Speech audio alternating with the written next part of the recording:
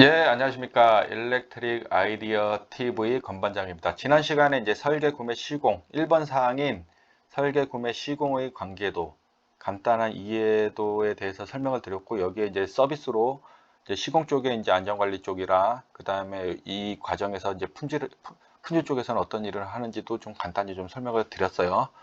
그 다음에 이번 시간에는 이제 각 항목, 여기 상기 항목에 대해서 표시되어 있는 설계 항목에 대해서 좀 더 자세히 좀 설명을 드릴 수 있도록 하겠습니다.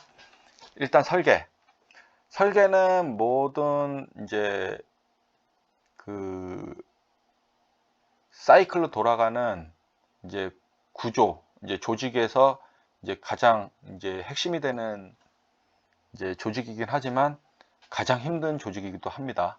정말 스트레스 많이 받는 조직 중에 하나입니다. 얘는 여기는 얘네랑 자재가 안 들었으면 구매 쪽에 그 컴플레인 할 수도 있고, 시공 도면이 불량하면 설계 쪽에 컴플레인을 할 수도 있지만은 얘는 컴플레인 할 데가 아무 데도 없어요.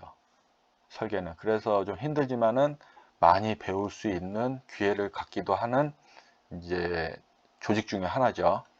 이제 설계의 주요 업무는 제가 말씀드렸다시피 설계는 뭐 기계, 토목, 건축, 뭐 소방은 사실은 이제 자탐은 전기에서 하고, 파이어 파이팅이나 뭐 이런 것들은 기계나 아니면 그 H박 쪽에서 담당하는 경우도 있어요. 그러니까 소방이라는 조직을 한 군데 가지고 있는 회사들이 그렇게 많지는 않아요. 보통 전기에서 자동화재 탐지 설비를 하기 때문에 참 소방이 좀 따로 이렇게 나와서 좀 해야 되는데 좀 조직이 그렇게 갖춰지지는 않는 것 같아요. 앞으로 이제 많이 이제 소방법이 강화되고 하다 보면 이제 변화가 있을 거로 좀 생각이 되고요. 어, 설계에서는 이제 설계 도면을 작성하고, 그 다음에 기술 규격서를 작성을 합니다. 그 다음에 물량 살출을 합니다. 그 다음에 기술 평가를 실시를 한다라고 적혀 있었는데, 기술 평가는 뭐냐면은 이제 도면이 작성되고 기술 규격서가 작성이 되고 물량이 산출되면은 이 자료를 구매 쪽에 물건을 사기 위해서 의뢰를 해요. 그러면 구매 쪽에서는 입찰 공고를 내고, 이제 이제 규격서에 맞는 이제 그 데이터 시트가 들어오면, 그거 스펙이랑 데이터 시트가 들어오면 그거를 평가를 하는 게 설계입니다. 그래서 설계가 합격해야지 이제 가격을 받고, 거기 그 중에서 이제 최저가를 이제 선정을 해서 이제 납찰자로 선정을 하겠죠. 그 다음에 각종 설계 계산서 작성. 뭐 전기 같은 경우는 예를 들어서 뭐 전압 강화 계산서, 이제 볼테이지 드롭, 이제 계산서라고 하죠. calculation 이제 자료라고도 하고, 그래서 뭐 설계 계산서나, 그 다음에 전압 강화 계산서나 조명 계산서, 이제 조도 계산서라고 하죠. 보통 우리가 뭐 다이럭스나 뭐 리룩스 뭐 이런 것들을 써가지고 이제 돌리기도 하고, 그 다음에 그 비상발전기 용량 계산서, 변압기 용량 계산서, 변압기 탭 전압 계산서, 뭐 접지 계산서, 그 다음에 뭐 그 해석 자료 중에 뭐 고조파, 뭐 함유율 계산서, 뭐 이런 것들을 뭐 다양하게 이제 작성을 합니다. 뭐 그 발주처의 요구 사항에 따라서 다른 계산서들이 또 첨부될 수도 있어요. 보통 기본으로 들어가는, 이제 전기 쪽에서 기본으로 들어가는 계산서는 전압 강화 계산서랑, 그 다음에 변압기 용량 계산서, 그러니까 조도 계산서, 그 다음에 요 정도 그 접지 계산서, 요 정도는 기본으로 다 들어가는 것 같아요. 뭐 이제 때에 따라서 뭐 단락전류 계산서도 이제 달라고 하는 데도 있죠. 단락전류 계산서는 우리가 차단기 용량 선정할 적에 이제 필요로 하기는 합니다. 근데 이제 제가 지금 여기서 설명 안 드리고 이제 여기서 설명드리려고 했는데요. 보통 이제 대형 플랜트의 경우는 우리가 엑셀 시트를 이용한 이제 그 전류 계산서 갖다가는 택도 없어요. 많기 때문에. 그래서 해석 툴을 이용합니다. 그래서 해석 툴을 가장 많이 이제 해외 쪽에서 쓰는 거는 이탭 프로그램을 많이 쓰고요. 그 다음에 이제 국내 같은 경우는 뭐 툴스나 뭐 이런 것들을 쓰기도 합니다. 근데 저는 이제 파워투스는 안 써봤고 이탭만 저는 이제 써본 상태고요. 그 다음에 이제 해석 툴이라고 이제 제가 적어놨는데, 이 탭에는 이제 그 과도 안정도 해석, 이제 트랜지언트 스테빌리티 스터디라고 해서 과도 안정도 해석이나 이제 그 로드 플로우, 그러니까 부하의 이제 그 계산을 해서 이제 스타팅 커런트, 그러니까 기동 전류를 계산을 하고, 그다음 숏서킷 커런트, 단락 전류를 계산을 하고, 그 다음에 변압기의 차단기의 용량 계산을 합니다.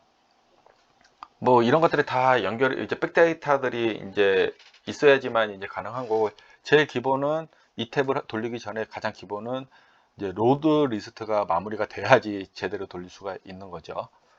뭐 그 외에도 뭐 진동 관련돼서 시뮬레이션 하는 경우도 있어요. 다이나믹하게 움직이는 이제 회전기들 있잖아요. 그런 것들은 이제 동적 계산을 시뮬레이션을 합니다. 이제 기계나 구조 쪽에서 이제 그런 것들은 이제 설계에서 담당을 다 한다는 거죠. 그 다음에 구매에서는 시공에 필요한 전체 물량 또는 주요 물량을 발주를 해서 현장에 조달하는 역할을 합니다. 그 다음에 금액 평가와 기술 평가를 하죠. 아까 말했듯이 물량 산출을 하고 이제 기술 평가를 실시를 이제 설계팀에 받은 자료를 가지고서 이제 그 자료를 기반으로 이제 받아놓고 이제 그 기술 평가에서 합격한 이제 벤더들만 대상으로 이제 금액 평가를 해서 실제 낙찰자를 선정을 합니다. 그리고 이 낙찰자를 선정하는 거는 이제 마일스톤 일정에 맞춰서 현장에 적시에 납기될 수 있도록 이제 벤더와 협조해서 이제 납기를 선정을 하게 되죠. 보통 뭐 FOB 기준으로 이제 하는데 그런 용어들은 FOB라고 한번 쳐보시면은 찾아보실 수 있을 거예요. 그 다음에 영어로 FOB입니다. 그 다음에 3번 시공. 시공은 이제 구매 물량, 현장 이제 들어온 입고된 물량, 현장으로 입고된 물량에 대해서 이제 확인을 하고 자재 관리하는 사람이 따로 있어요. 및 설계 자료, 이제 각 공정별로 이제 설계 자료를 제출을 했을 거잖아요. 그 설계 자료를 가지고서 현장 시공을 합니다. 보통 이제 급하게 올라가는 현장 같은 경우는 플랜트 공장 말고 보통 급하게 하는 현장 같은 이제 아파트나 아니면 뭐 우리 대형 마트들이 있잖아요. 거기는 이제 샵을 떠요. 샵 드로잉. 현장에서 바로바로 이제 도면을 그래서 내려주는 거죠. 엄청나게 이제 샵 하시는 분들은 돈도 많이 벌긴 하는데 이제 그런 일들을 할 수도 있죠. 근데 보통 대형 플랜트 같은 경우 그렇게는 하진 않아요. 보통 이제 그 현장에 이제 시공이 이제 어느 정도 이제 건물이 들어서기 시작하면은 이제 여기 설계 쪽에서 이제 필드 엔지니어를 이제 오라고 해요. 그러면 거기서 도면에 대해서 이제 실제 이제 시공 쪽에서 이제 좀 문제가 있는 도면들을 현장 가서 확인하고 그 도면을 수정을 해서 이제 내려주는 거 바로. 이제 어떻게 보면 샵이죠, 샵.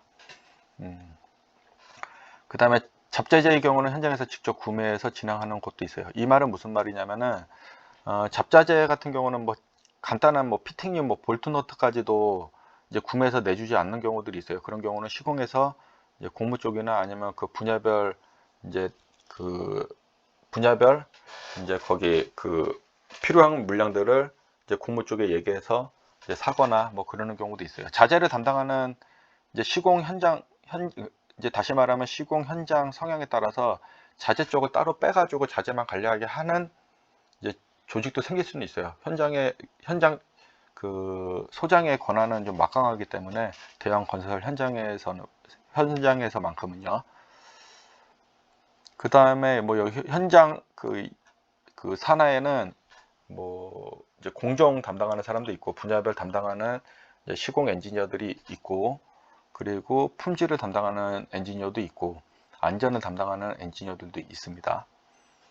그 다음에 뭐 총무를 담당하는 엔지니어도 있죠. 그 인사 총무는 뭐냐면은 현장에 이제 그 경비 지급하는 사람들 있잖아요. 현장 근무자들.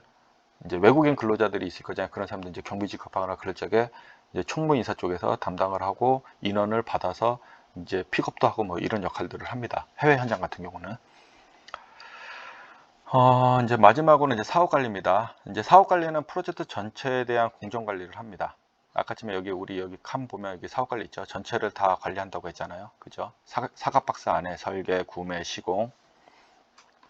그래서 프로젝트 전체의 공정 관리, 스케줄 관리 및 각 분야별 또는 공정별 코디네이션 역할을 수행을 하기도 합니다. 왜냐하면 이 코디네이션 역할이 엄청나게 중요해요.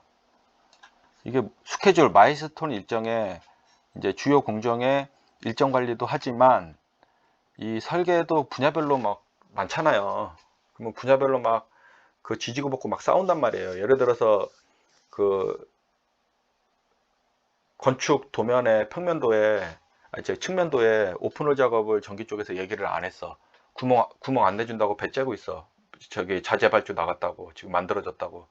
그럴 경우는 이제 코디네이터 역할을 하는 PE들, 프로젝트 엔지니어들이 이제 그런 것들을 좀 어레인지 해줄 수도 있습니다. 엔지니어들은 자기 기술 가지고 막 싸우기 때문에 협의가 잘 안 되는 경우들이 좀 있어요. 좀 그러지 마세요, 제발 여러분들도. 근데 전기는 그래도 많이 도와주려고 하는데 다른 공정 분들이 좀 독하신 분들이 좀 계세요. 전기는 되게 우호적이고 좀 젠틀한데 다른 이제 몇 토자 들어가는 분들이랑 건자 들어가는 분들 중에 좀 텃세가 심하신 분들이 있죠. 안 바꿔, 절대로 안 바꿔준다고. 전기가 그런데 보면 어떻게 보면은 좀 힘을 못 쓰는 경우도 좀 있긴 한 것 같아요. 예. 그 다음에 이제 프로젝트 이제 BJT 프로젝트의 비용 관리를 전체 관장을 하죠. 구매의 뭐 자재살 비용이나 설계의 이제 용역 비용. 이제 설계 용역 비용이라는 건 뭐냐면은 이제 설계 부서에서 자기가 직접 도면을 그리고 하는 게 아니라 외주를 주는 경우도 있어요. 그래서 외주에서 그려온 도면을 검토해주고 일부 간단한 것만 수정하는 경우도 많이 있기 때문에 그런 이제 맨먼스에 대한 비용 이제 그런 것들을 이제 관리를 하고 시공 쪽에서는 이제 전체 그 시공 비용 이제 프로젝트가 계약이 되면 시공 비용 떼놓고 자재 비용 떼놓고 설계 비용을 딱 떠내요. 그거를 가지고서 이제 기성이나 이런 거 줄 적에 관리를 하는 거예요. 그게 이제 사업팀에서 해야 되는 이제 큰일 중에 하나고, 그 다음에 리스크 관리, 그러니까 리스크 관리라고 적어놨는데 이거는 이제 리스크 매니지먼트라고 해가지고 이제 사업 관리 업무 중에 리스크 매니지먼트를 별도로 이제 뽑아가지고 관리를 합니다. 뭐 예를 들어서 리스크라는 건 이제 납기가 지연이 되거나 장납기 자재 같은 경우나 이제 위험 공정 같은 경우는 이제 사고 발생 위험이 높아질 수도 있고 그게 지연으로 영향을 미칠 수가 있잖아요. 그런 것들에 대한 이제 리스크 관리를 할 수도 있는 거고, 하잡 스터디라는 건 우리가 이제 방폭 지역이나 이제 위험물이나 이제 폭발성, 이제 가연성 가스 이런 것들에 대한 스터디를 공정별로 해요.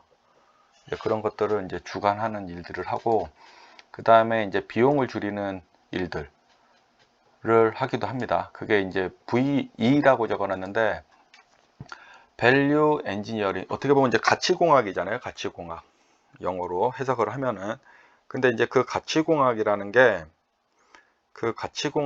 게 이제 설계 쪽에서는 이제 설계에서 주로 많이 하는데요. 밸류 엔지니어링은 이제 물량이 20개 들어가는데 이제 약간 최적화 시키는 그런 개념으로 보시면 돼요. 그 다음에 좀 개선이 있으면은 100원 들 거를 80원으로 좀 더 좋게 만드는 그런 것도 있을 수 있습니다. 근데 제가 봤을 적에는 이게 설계에서 이 밸류 엔지니어링을 그렇게 썩 좋아하진 않아요. 왜냐면은 일량도 많은데 이거 막 밸류 B까지 하려고 하면 되게 힘들거든요. 저도 해봤을 때 참 힘들었던 것 같아요.